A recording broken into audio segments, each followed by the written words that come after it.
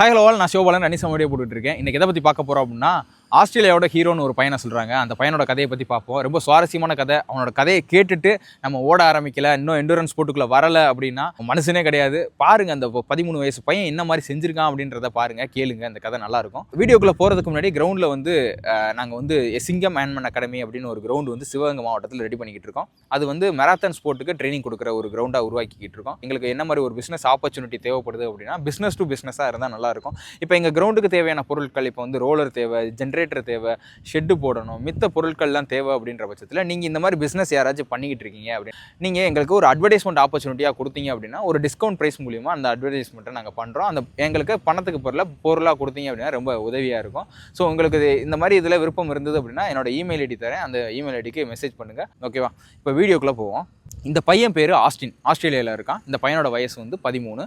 இவங்க ஃபேமிலினா யார் அப்படின்னா, அம்மா, ஒரு தம்பி, அப்புறம் ஒரு தங்கச்சி. இவங்க 4 பேரும் சேர்ந்து ஒரு கயாக்குன்னு ஒரு போட்டு மாதிரி இருக்கிற ஒரு பேடல் போர்டுன்னு சொல்லுவாங்களா, அந்த இடத்துல சும்மா டூர் மாதிரி போயிட்டு அந்த இடத்துல ஃபன் பண்ணிட்டு இருக்க, பிக்னிக் மாதிரி அந்த இடத்துல பண்ணிட்டு இருக்காங்க. கடலில் ஒரு காற்று வந்து சுழல் காற்று வந்து ஒரு 4 கிலோமீட்டர் தள்ளி அங்கிட்டு கொண்டு போய் சேர்த்துருது. அவங்கள 4 பேருமே வந்து அந்த பேடல் போர்டில் போய் மாட்டிக்கிட்டாங்க. Austin Appleby, his mom, and 2 siblings had set out from the beach on a kayak and 2 inflatable paddle boards, planning to be out on the water for about an hour. The ocean was calm, but the weather suddenly turned, their kayak flipping over and taking on water. I was just thinking in my head, thinking I was going to make it through, but I was also thinking about all my friends at school. Mom Joanne tried to tow the 2 paddle boards and the younger siblings to shore, but water began filling the kayak. That's when she made the difficult decision to send Austin paddling ahead to shore. In the beginning, it was, we're going to be fine. Austin's going to make it back.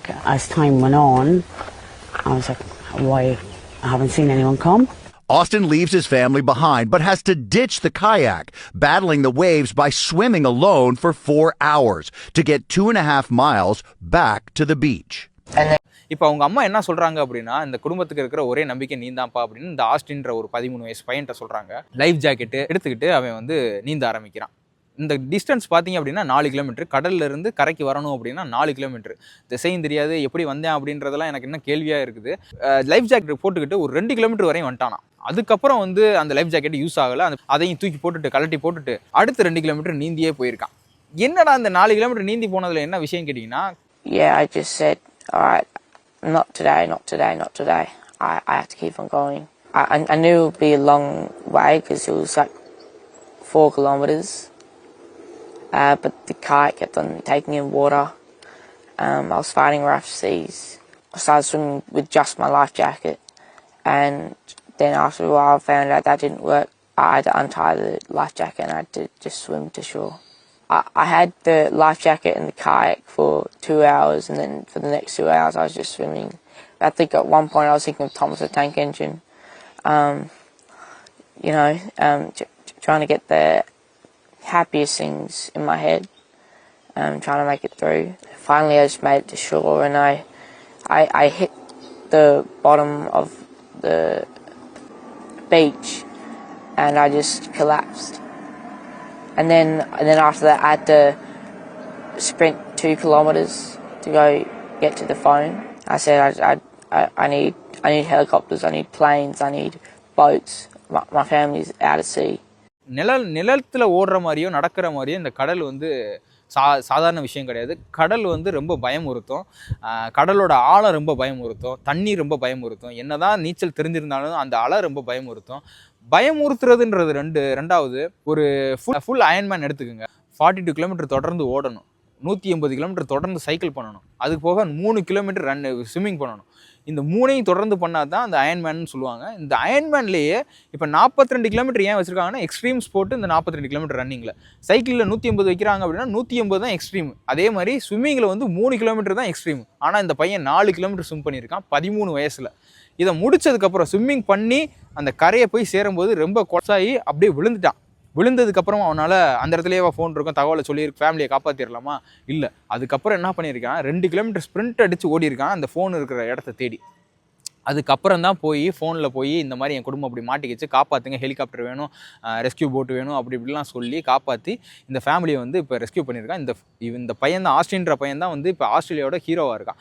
13 வயசில் ஒரு endurance sport பண்ணுறதுக்கு இவனுக்கு எப்படா ஒரு energy வந்தது? நம்மளாக இருந்தால் பண்ணியிருப்போம். 13 வயசில் நான் என்ன பண்ணிக்கிட்டு இருந்தேன்? பொம்மைக்கும் காருக்கும் சண்டை போட்டுக்கிட்டு இருந்தேன் எங்கள் வீட்டில், என்னை அங்கே கூட்டிகிட்டு போகல, இங்கே கூட்டிகிட்டு போகல. ஆனால் இந்த பையன் அவங்க வீட்லேயும் டூர் தான் கூட்டிகிட்டு போயிருக்காங்க. அப்படி அந்த மாதிரி சுச்சுவேஷனில் நான் எடுத்து இந்த மாதிரி பண்ணியிருப்பேனான்னு கேட்டால் ஒரு கேள்விக்குறி தான். எந்த அளவுக்கு நான் முயற்சி பண்ணியிருப்பேன் அப்படின்றது. ஒருவேளை எனக்கு நீச்சல் தெரிஞ்சிச்சா என்னன்னு தெரியல. நான் 15 வயசில் தான் நீச்சல் கற்றுக்கிட்டேன்.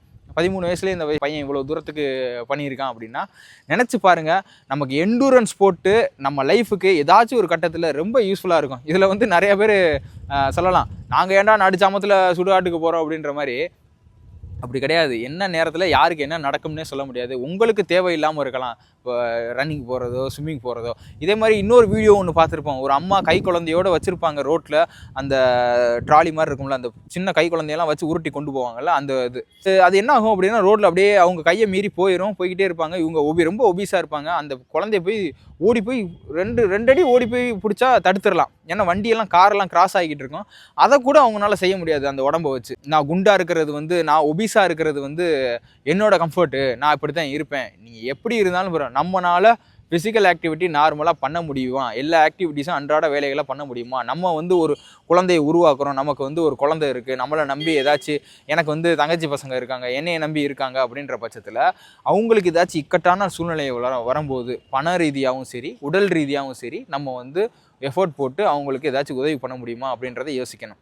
பேசிக்காக ஒரு ஆள் 5 கிலோமீட்டர் ஆச்சு 30 நிமிஷத்தில் ஓடுற அளவுக்கு என்ன வெயிட் கேட்டகரியில் இருந்தாலும் அது நம்ம உடம்பை, ஹார்ட்டையும் நம்ம ட்ரெயின் ஆகி வைக்கணும். மசில் மாஸ் மட்டுமே ரொம்ப முக்கியம் கிடையாது. ஹார்ட்டு, லங்ஸு முக்கியம். ரொம்ப முக்கியமான ஒன்று எண்டூரன்ஸ் ஸ்போர்ட்டு. ஒரு ஃபிசிக்கல் எக்ஸாம்பிளையும் பார்த்தீங்க அப்படின்னா ரன்னிங் தான் மெயினான ஒரு ஸ்போர்ட்டாக வச்சுருப்பாங்க. ஒரு என்ட்ரன்ஸ் எக்ஸாமே வச்சுருப்பாங்க. இப்போ ஒரு போலீஸ் எக்ஸாமாக இருக்கட்டும், மிலிட்ரி எக்ஸாமாக இருக்கட்டும், இந்த இதுலாம் பார்த்தீங்க அப்படின்னா 1500 ஒரு 400 ஒரு 100 இந்த டைமில் பண்ணு, 5 கிலோமீட்டர் பண்ணு. இப்போ மிலிட்ரியிலாம் பெரிய விஷயமா பேசுகிறது என்னதுன்னா, 20 கிலோ வெயிட் ரைஃபிள், ஷூவு, பேகு, ஹேண்ட் பேகு, இது எல்லாத்தையும் வச்சுக்கிட்டு 40 கிலோமீட்டர் 42 கிலோமீட்டர்லாம் ஓட சொல்லுவாங்க. எல்லா இடத்துலையுமே மெயினாக இருக்கிறது பார்த்தீங்க அப்படின்னா இந்த எண்டூரன்ஸ் ஸ்போர்ட்டான ரன்னிங்கு, ஸ்விம்மிங்கு. இந்த எண்டூரன்ஸுன்றது நம்ம வாழ்க்கையில் ரொம்ப முக்கியமான ஒன்று. நான் வந்து காலையில் 1 மணி நேரம் நடந்துட்டேன், இல்லை ஒரு 10 நிமிஷம் நடந்துட்டேன், நான் ஜிம்முக்கு போய் எனக்கு வந்து ஃபிசிக் அட்டென்ட் பண்ணிட்டேன், மசில் மாஸாக இருக்கேன், ஷேப் இருக்குது அப்படின்றது மட்டும் கிடையாது. ஹைப்ரிடாக இருங்க. மோஸ்ட்லி ஸ்ட்ரென்த்தனிங்கு ரொம்ப முக்கியமான ஒரு விஷயம். இப்போ நமக்கு ரன்னிங் மட்டும் போகிறோம், எலியூட் கிப்சோகி மாதிரி பாடி ஃப்ரேம் இருக்குது, என்னால் வெயிட்டே தூக்க முடியாது அப்படின்னாலும் தப்பு தான். இதே இது நான் வந்து நல்ல ஒரு பாடி பில்டருக்கு உண்டான ஃப்ரேம் இருக்குது, ஆனால் என்னால் ஒரு 100 மீட்டர் கூட ஓட முடியாது, ஒரு 1 கிலோமீட்டர் கூட ஓட முடியாது, 5 கிலோமீட்டர் கூட ஓட முடியாது அப்படின்னா அதுவும் தப்பு தான். ஸோ இதுக்கு என்ன செய்யலாம்? எனக்கு பிகினிங்க்கு ஒரு சொல்லுங்கள், பிகினர்ஸ்க்கு ஒரு ஐடியா சொல்லுங்கள். பிகினர்ஸ் யார் அப்படின்னா, ஒரு சோம்பேறித்தனத்தினான லைஃப்பில் இருந்து, ஒரு அன்டிசிப்ளினான லைஃப்பில் இருந்து வெளியில் வர்றதுக்கு உண்டான வழியை தேடுறவங்க தான் பிகினர்ஸ். பிகினர்ஸுக்குன்னு ஒரு ஷூவோ, பிகினர்ஸ்க்குன்னு ஒரு வாய்ப்போ எதுவுமே கிடையாது. அது என்ன அப்படின்னா, இப்போ காலையில் ஒரு 5 மணிக்கு எந்திரிக்கணும் அப்படின்றது, அது டிசிப்ளினை உருவாக்கணும். 5 மணிக்கு எந்திரிக்கிறேன்னா எப்படி எந்திரிக்க முடியும்? காலையில் 5 மணிக்கு எந்திரிச்சிட்டோம், அப்போ நம்ம எந்திரிச்சு ஓடிடலாமா? அப்படி கிடையாது. முன்னாடி நாள் நல்லா கரெக்டாக சாப்பிட்ருக்கணும். Fibre intake, protein intake, carbohydrate இன்டேக்லாம் கரெக்டாக எடுத்திருந்தா தான் 5 மணிக்கு எந்திரிக்கிறதுக்கு முன்னாடி 4:45க்குலாம் பவுல் மூமெண்ட்டை சரி பண்ணிவிட்டு, ஃபுல்லாக ஃப்ளஷ் பண்ணிவிட்டு, பாத்ரூம் போயிட்டு 5 மணிக்கு ரெடியாகி கிரவுண்டுக்கு போயிட்டு எந்த ஒரு பிரச்சனையும் இல்லாமல் அந்த 1 மணி நேரம் 1.5 மணி நேரம் ஒர்க் அவுட் பண்ணிவிட்டு, இந்த டிசிப்ளினால லைஃப் சைக்கிளை கொண்டு வரதுக்கே கிட்டத்தட்ட பாடி அடாப்ட் ஆகிறதுக்கே 3 to 6 months ஆகும். இப்போ நீங்கள் இந்த 3 to 6 மாதத்தில் என்ன ஆகும் அப்படின்னா, ஆரம்ப கட்டத்தில் ஷின்போனுன்ற பெயின் வலிக்கும், ரன்னர்ஸ் நீன்ற ஒரு இடம் வலிக்கும், மசில் சோர்னஸ் அதிகமாக இருக்கும், தூக்கம் வரும், நம்மளால் ஒரு சைக்கிளை கரெக்டாக மெயின்டைன் பண்ண முடியாது, முன்ன பின்ன இருக்கும். வாழ்க்கையில் வந்து ஏற்றத்தாழ்வு இருந்துக்கிட்டே தான் இருக்கும். ஏதாச்சும் ஒரு பிரச்சனை நடக்கும் வேலையில், இல்லை நம்ம குடும்பத்தில் பிரச்சனை நடக்கும். காலையில் 7 மணிலேருந்து சாயந்தரம் 8 மணி வரையும் இந்த பிரச்சனையெல்லாம் நான் சமாளிச்சுக்கிறேன். ஆனால் 5 to 6, 5 to 8, 5 to 7 இந்த மாதிரி டயத்தை ஒதுக்கி, நான் இந்த டயத்தில் வந்து நான் ரன்னிங் தான் போவேன், இதை பற்றி யோசிக்க மாட்டேன், நான் ஜிம்முக்கு தான் போவேன், இதை பற்றி யோசிக்க மாட்டேன் அப்படின்னு இதுக்குன்னு ஒரு உருவாக்கி வைக்கிறது தான் இந்த பிகினர் லெவலில் தாண்டுறது. பிகினர் லெவலுக்கு நீங்கள் யாராச்சும் வந்து வீடியோவில் ஏதாச்சும் ஒரு ஷூ சொல்லிடுவாங்க, பிகினர் லெவலுக்கு ஏதாச்சும் ஒர்க் அவுட் சொல்லிடுவாங்க, பிகினர் லெவலுக்கு ஏதாச்சும் மந்திரம் சொல்லிடுவாங்கன்னு தேடிக்கிட்டே இருந்தால் கடைசி வரையும் தேடிக்கிட்டே இருக்கும். பிகினர் லெவலில் கிராக் பண்ணுறது உங்களோட திறமை தான், உங்களோட சொகுசான சூழ்நிலை, உங்களோட சோம்பேறித்தனத்துலேருந்து வெளியில் வர்றது தான் பிகினருன்றது. எப்போ நீங்கள் வந்து இன்டர்மீடியேட்டுக்குள்ளே போகிறீங்க, ப்ரோ ஆறீங்க, எலைட் ஆறீங்களோ, அப்போ தான் ஒருத்தவங்க ஒரு நாலேஜை சொல்கிறாங்க அப்படின்னா அதை எடுத்துக்கிற முடியும். நம்ம பிகினருக்குள்ளேயே இருக்கோம் அப்படின்ற பட்சத்தில் அதிலிருந்து எதுவுமே கற்றுக்க முடியாது. நான் இன்பில்டாக எனக்கு வந்து ஒரு ஸ்பீடில் என்னால் வந்து 1500 ஈஸியாக அச்சீவ் பண்ணிட முடியுது, 5 கிலோமீட்டர் ஈஸியாக அச்சீவ் பண்ணிட முடியுது, நான் வாட்டுக்கு ஓடுவேன், எதுவுமே கற்றுக்கிற மாட்டேன் அப்படின்னு இருந்தாலும் இதில் எதுவுமே டெவலப் ஆக முடியாது. நாலேஜும் டெவலப் பண்ணணும், அதே சமயத்தில் டிசிப்ளின் தான் வந்து பிகினர்ன்ற லெவல்லேருந்து உடச்சி உங்களை இன்டர்மீடியேட்டு ப்ரோ லெவலுக்கு கொண்டு போகும். ஸோ எண்டூரன்ஸ் ஸ்போர்ட்டு நம்ம லைஃப்பில் ரொம்ப முக்கியமான ஒன்று. நம்மளை மட்டும் காப்பாற்றிக்கிறது கிடையாது, நம்ம சுற்றி இருக்கிறவங்களுக்கு என்ன சூழ்நிலை வேணால் நடக்கலாம். அது அந்த டயத்தில் வந்து எதுவும் வரலை தெரியலேன்னு இருந்தோம்னா டெஸ்டோஸ்டெரான் வச்சு முடி தாடி மீசை இதெல்லாம் வச்சு ஆணா பிறக்கிறதுக்கு உண்டான வேல்யூவே இல்லாமல் போயிடும். அதுக்காக ஆம்பளைக்கு மட்டுமான்னு கேட்டால் பெண்களுக்கும் இந்த எண்டூரன்ஸ் ஸ்போர்ட்டு ரொம்ப முக்கியமான ஒன்று. 2 பேருமே கொஞ்சமாச்சு ஒரு லைஃப்பில் டைம் ஒதுக்கி 5 கிலோமீட்டர் 10 கிலோமீட்டராச்சு அச்சீவ் பண்ண பாருங்கள். அதுக்கு ரொம்ப செலவாகாது. மீடியமான பட்ஜெட் ஷூவில் நீங்கள் ட்ரை பண்ணி பாருங்கள். எனக்கு இந்த வீடியோ கண்டிப்பாக யூஸ்ஃபுல்லாக இருக்கும், உங்களுக்கு ரொம்ப மோட்டிவேட்டாக இருக்கும்னு நினைக்கிறேன். கண்டிப்பாக நெக்ஸ்ட் யூஸ்ஃபுல்லான வீடியோவில் பார்ப்போம். பை.